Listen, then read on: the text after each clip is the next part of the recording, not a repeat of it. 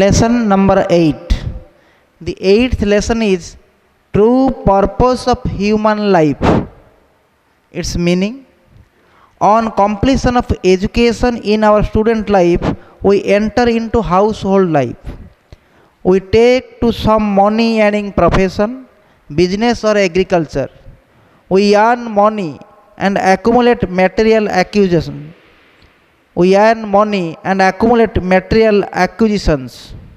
And with the help of money and material acquisitions, we meet the day-to-day basic and other secular necessities of the earthly life of ourselves and our family members, such as food, clothing, house, medicines, education of children, etc., in order to ensure our physical existence and to live a reasonably comfortable life upon the earth plane.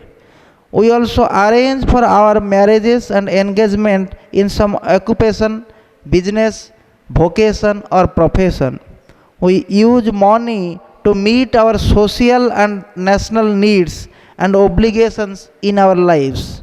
We also use money in order to fulfill our other worldly desires. Thus, earning of money and fulfilling of our worldly needs and desires becomes the purpose of our life. This purpose of our life is called worldly purpose or secular purpose. We feel that this secular purpose is the only purpose of our life. But is this the only purpose of human life? In this connection, our holy scriptures and our saints and sages say that there is a higher purpose of life over the above, the secular purpose. And for achievement of that higher purpose, the Creator has gifted us with the most precious birth as human beings. What is that higher purpose of our most precious human life? It can be explained. Now I am going to explain this. In this universe, everything is changing and going through the process of evolution in accordance with the law of nature. The lowest of the creation, that is the inanimate stones and mountains, evolve into living plants and trees. Plants and trees evolve into insects and animals. Insects and animals evolve into human beings, the crown of creation. Then the turn comes for human beings to evolve and transform themselves into divinity, the state of their Creator Himself, and get united or merged with the Creator. This is known as moksha or liberation of soul, or merger or union of the individual soul with the Supreme Soul. This is also called self-realization or God realization. On attainment of moksha, the process of evolution gets completed.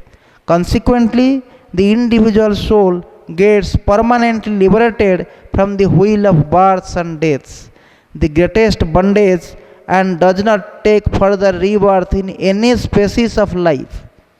Thus, there is permanent end of rebirth, and consequently, there is permanent cessation of worldly sorrows, sufferings, and miseries.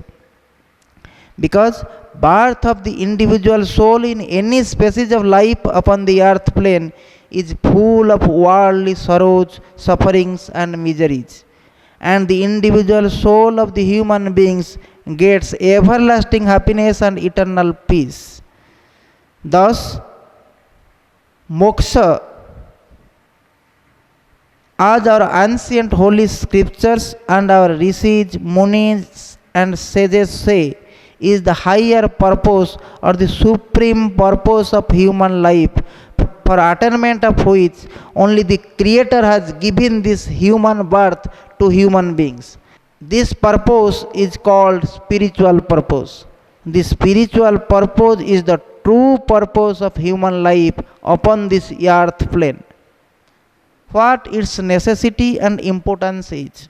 It is necessary and also very important for us to know the true purpose of human life upon this earth plane. Because once we know the true purpose, we will be interested to know the different ways to achieve the same, and thereafter we will make our best endeavors to achieve the same.